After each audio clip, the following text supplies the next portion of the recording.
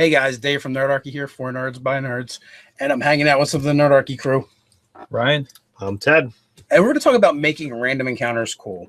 So, somebody left a comment on one of our videos about how, they prefer planned encounters over random encounters because they're always more interesting. And I feel like that's a complete perception thing. And, not only that, random encounters are just that. They're random. They can be anything. They can be role-playing. They can be meeting NPCs or monsters to role-play with.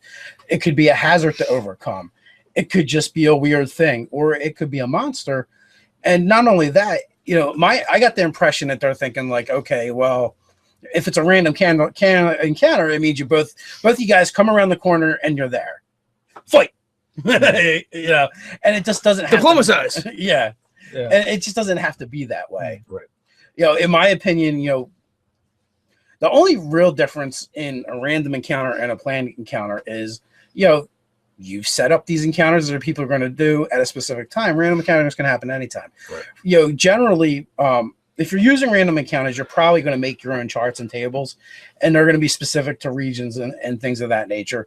Because I don't think we actually have them in the book right now. They have like samples, but it's not actually like every terrain. Mm-hmm. So you're going to have to kind of make up the encounters anyway. And what they are, like, it could literally be you come across a glade and there's bodies strewn about. There could be a merchant encounter where you find the merchant and his wagon and you guys could talk or whatever, or it could be you find the merchant and he's dead. Well, I mean, so all these so-called random encounters too, though, they're all like they're plot seeds, because the players are going to get curious what this thing. Although here's the danger: what they were doing seems less urgent than the random encounter that you just rolled up. Now the adventure becomes the random encounter. It's fine, but you've just set yourself up to have to wing like basically the night's adventure if it happens too early. Well, there's several ways you can handle that. One is you have a conclusion in your mind when you do it, so you're going to wing it, and it's not going to go that long, or you're going to go in another direction. I don't find a problem with that. My story is not so great that it can't change. Like, I'm no R.A. Salvatore or Stephen Bruce. But I'm just saying that like you did at least have a story, and now like this whole like just randomized thing, and the players are now obsessed with it. And there's always going to be consequences if the players don't get back to the primary story arc. Who's to say? But what if the random thing actually seems more crucial? Like, oh, we were trying to get like this spice for this tea or something like that this wizard wants, but holy shit, a field of dead bodies and they're burned. Like that becomes like somebody just massacred this small village. Okay, so then the players go off on that. Does that sound like an uninteresting encounter to you though? No, but random. All right, so now the players, they go off to try and find out, who murdered this. How did this all happen? Well, now the wizard, who has possibly paid some kind of upfront fee to these adventurers, they're not succeeding on their task. Well, now the wizard is hiring another group of adventurers to go find this place and hiring somebody else to come after these guys because they failed in their mission. Or the wizard that they were getting the tea for, like, he sent those people to get tea. They didn't bring the tea back for him, so he nuked them. So the players are gonna find out this guy is serious about his tea. He cares a lot about tea. He needs him some ginseng, son. Wow. Yeah.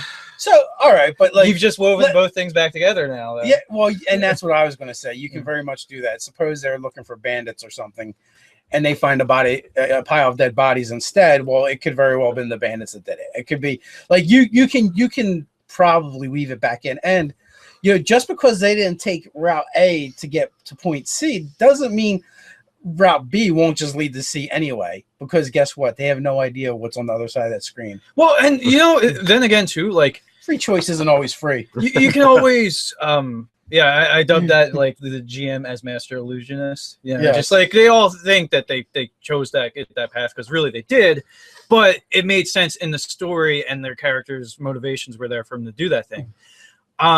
But I just totally lost my actual thread. Oh, what I was going to say, I just remembered. So instead of rolling your random encounters at the table, why not roll them while you're doing your prep? And like, oh, that's interesting. Let me put that in. Like, so your random encounter becomes a planned encounter, but you arrived at it by random operations, by rolling. because I like Dave's way. You usually have like the note cards of possible options. You know, there's some things that are combat, some things that are, you know, not supposed to be combat, and woe to the party if they do. Traditionally, the way traditionally the way random encounters would work is, regardless of what you're doing, right? Whether you're crawling through a dungeon, going over the hills, or traversing the swamp, X amount of time passes. The DM rolls a random roll to see if there's an encounter with the black dragon. Well, that's a second roll. Yeah, to be honest with you. Yeah, right. Because if the encounter happens, then you roll to see if it's the black. No, actually, all roads lead to the black dragon. Really... Well, that could happen as well. Yeah. But so you know, whatever you decide, there's a 1 in 6 chance that there's an encounter.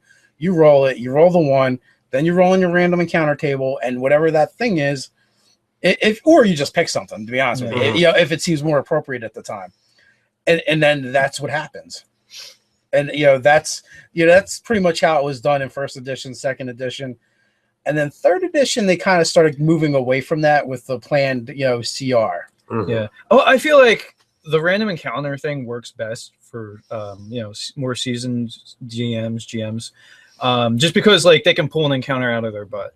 Whereas like if you're a fairly new dungeon master, like it might be hard to run that encounter on the fly and have it be interesting.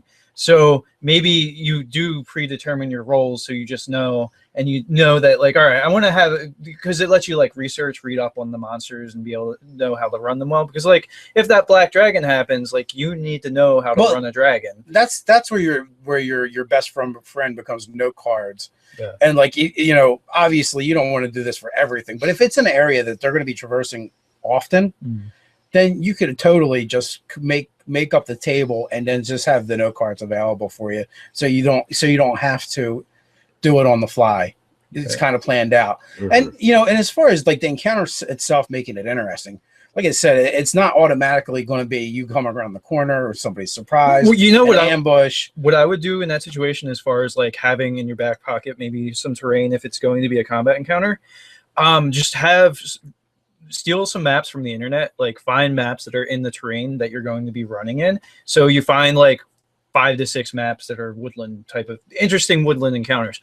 Print those out or whatever, or have them on your laptop that you run. And in this way you have an impromptu encounter map. Like, oh, this is interesting. It's better than, just a wide open field. You got some terrain, some blocking terrain and this and that, and it'll make for an interesting encounter just on the fly. Well, not only that, though, like the encounter could happen and like you could be a mile away from the thing. Yeah. Whatever it is, whether it's a tower in the middle of nowhere, but whether it's an overturned wagon, whether it's a monster that they see off in the distance and they can choose to investigate it or not, because they got to get the spice for the tea for the wizard. For the tea, yeah. So that giant figure off in the distance, they might just totally ignore it.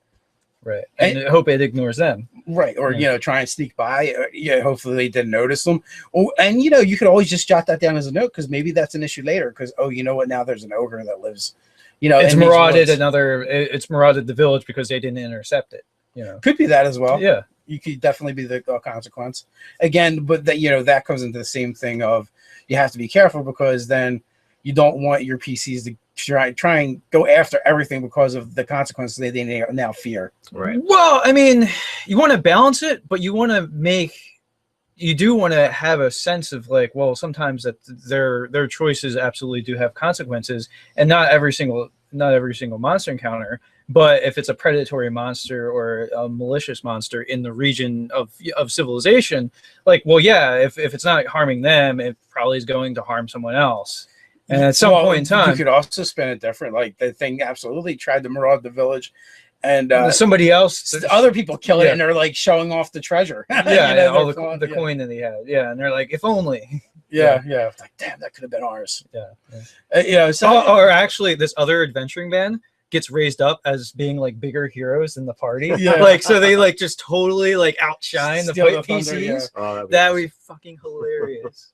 Like, yeah, I mean, you guys are good and all, but you're no Jandar the Incredible and his band of heroes. His band of ogre slayers. That's right. They become the ogre slayers. Yeah. Yeah. So to make a random encounter interesting, are there components, are there pieces that we feel that will aid in that, or is it just Well, yes, you have to find ways to build tension.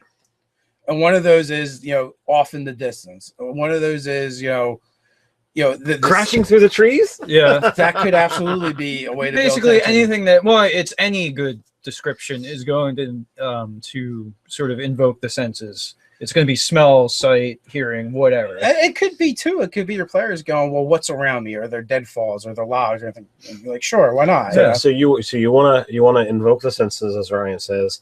You want to describe it. Visually. Give them something to really draw them in to what's going on. And you can make a random encounter just as interesting or compelling as a planned encounter, just with a little bit of prep or just the basic know-how.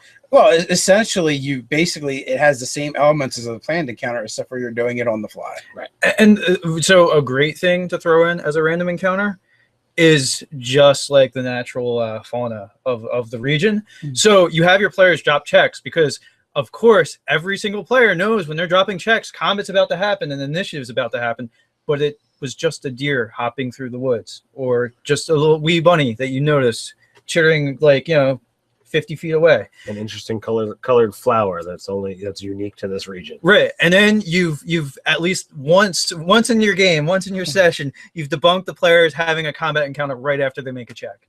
And that there's actually a great utility in that, I think. Absolutely. Yeah, rolling dice behind the screen is another thing that you can do as a DM. Yeah. I've done it plenty of times. Anymore, I tend to roll in front of my PCs. And well, no, I mean, but you should roll just so they think that. Yeah, that's what I'm saying. Yeah, absolutely. Yeah. Grab them, roll them behind the screen. What are you rolling over there? Don't worry about it. Well, points.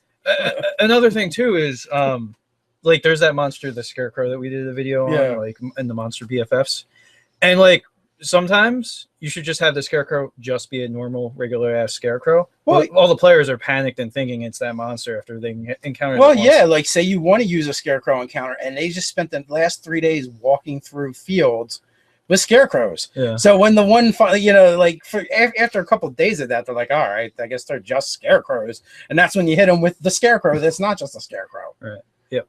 Absolutely. But evil incarnate with Sturgis. So it doesn't have to be a planned encounter to be interesting. Sometimes, your random encounters can be as interesting or more interesting, and it can springboard a whole new adventure.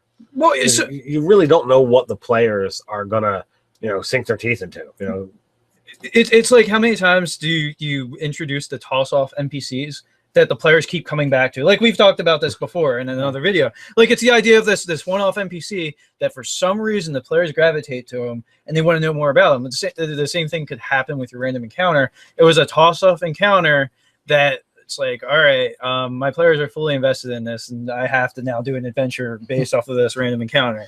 And as many times the players feed you what it is they're interested in. And if that's a plot hook they're interested in following, well, then give it to them. Or what if the players are just talking about stuff while you're thinking of random encounters, and you pull it from that, and you just draw from that? Absolutely, there's a werewolf right here. Yeah. Everyone knows there's werewolves where wolfsbane grows. Just because one of your players are talking and that's what they were talking about, or they heard a rumor and then made it up. Basically giving players agency in your world and letting them create things that weren't really there anyway. There's a huge payoff for doing that. Absolutely.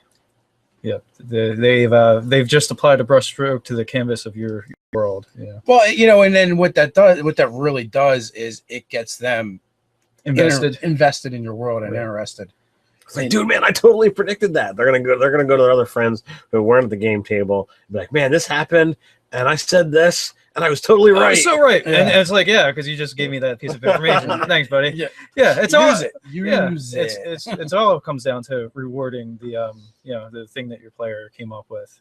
Yeah, I think this mentality too comes from the idea of planned encounters versus random encounter. Is a lot of GMs, they have their story they want to tell, and they get so wrapped up in telling their story they forget to tell that it's really about it's really about telling the players' stories. You know, they're the main characters in the book, the novel. We're not. We just facilitate it. You know, that's it. We're more like editors. I mean, that's so true. But I mean, this is a little out of the scope. But like when you're making adventures, like you come up with villains, and you're like, this is a cool idea. How do I make this thing run afoul of my players so that they'll want to deal with it? The other philosophy is more like it's cooperative. You know, you're providing stuff as much as the players are providing, so you're all playing like a cooperative board game as you're delving into the story, and you're feeding bits and pieces while they're feeding bits and pieces, and together you make the story. Spelunking in the story cavern. Yeah, well, yeah, and that's exactly how you make, you know, random encounters interesting. Is you take their feedback and insert it, so you don't have to think about it as much. You know, if you're describing interesting scenery. Or maybe even one of the players have been through here before, so you let them describe it, right? And then the random encounter happens. Well, that thing is there because they just said it was there because they've been there before. Yeah, right. Like when in my game with the Gobblos, like I introduced basically an undead circus that they used to be a part of. And they're like, well, what's his name? I'm like, I don't know. You tell me. You were the one in the circus. They came up with some hilarious names. Yeah. That's pretty good. Or like if your players are wandering through the forest that one of them grew up around, like, hey, there's that tree that you carved. You know, the initials of like your sweetheart at the time or whatever. And they find that that's a random encounter. This tree that like they remember from years ago, and they have these memories linking to it. And now it turns out it's a Trent, and it's angry because you carved into it. Yeah. It became an awakened tree. And Dude. Yeah. Realize I can't get rid of this. Yeah, it's like a tattoo. yeah, really bad tattoo. Do you really think I care about L loves L? Yeah. Grr. So, you know, basically, you know, that's our take on random encounters. You can, you know, there's tons of ways to spice them up. It's just like a planned encounter, only you just making it up as you went. You know, you throw some interesting pieces of terrain to work around. You know, you build tension, you know, either by surprising the players or basically having the monster or thing off in the distance. It could even stalk them for a while. You know, they'll have to get a restraining order, and it's a whole thing. It's a whole thing. Yeah. You know, the players, you can let them make, you know, they can know they're being stalked, and they can make plans and try and look for this thing or that thing, whereas a defensible position. And you know what? The worst case scenario is that night you didn't get to the thing you were trying to do, and something else came of it. As long as everyone has fun, it doesn't matter, in my opinion. I agree. So go ahead. So what do you guys think? You know, are you for or against random encounters? Go ahead and continue the discussion down below. While you're doing that, feel free to click like, share, even subscribe. You can hang out with us over on Facebook. Hey, and we got a website called Nerdarchy.com. Check it out. So until next time, stay nerdy.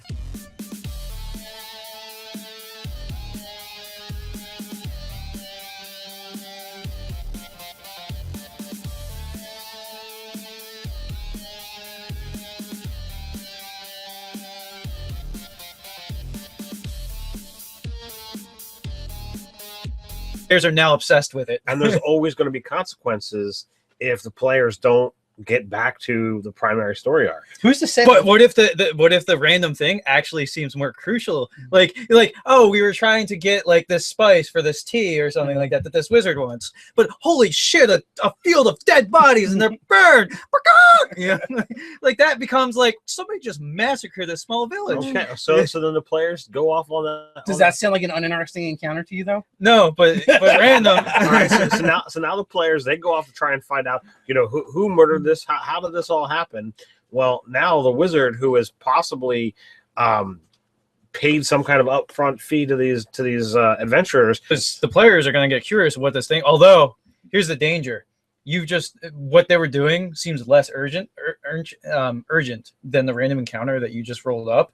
Now the adventure becomes the random encounter. It's fine, but you've just set yourself up to have to wing like basically the night's adventure if it happens too early. Well, there's several ways you can handle that. One is you have a conclusion in your mind when you do it, so you're going to wing it, and it's not going to go that long, or you're going to go in another direction. I don't find a problem with that. My story is not so great that it can't change. Like, you know, I'm no R.A. Salvatore or Stephen Bruce. But I'm just saying that like you did at least have a story, and now like this whole like just randomized thing, and the player.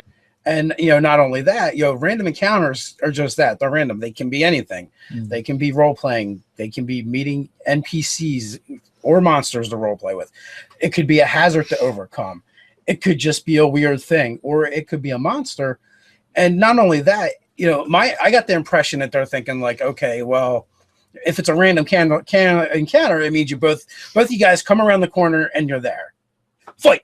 You know, and it just doesn't have Diplomatize. Yeah. Yeah. And it just doesn't have to be that way. Right. You know, in my opinion, you know, the only real difference in a random encounter and a planned encounter is, you know, you set up these encounters that people are going to do at a specific time. Random encounters can happen anytime. Right. You know, generally, if you're using random encounters, you're probably going to make your own charts and tables, and they're going to be specific to regions and things of that nature. Because I don't think we actually have them in the book right now. You know, like they have like samples, but it's not actually like every terrain. Mm-hmm. So you're going to have to kind of make up the encounters anyway.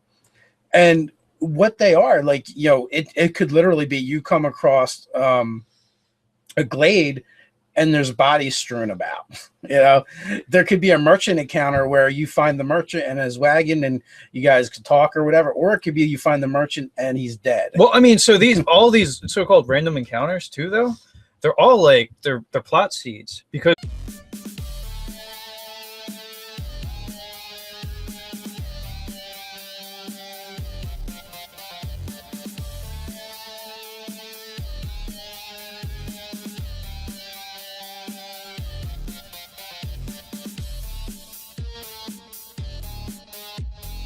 Hey guys, Dave from Nerdarchy here for Nerds by Nerds, and I'm hanging out with some of the Nerdarchy crew. Ryan, I'm Ted. And we're going to talk about making random encounters cool. So, you know, somebody left a comment on one of our videos about how, you know, they prefer planned encounters over random encounters because they're always more interesting. And I feel like that's a complete perception thing.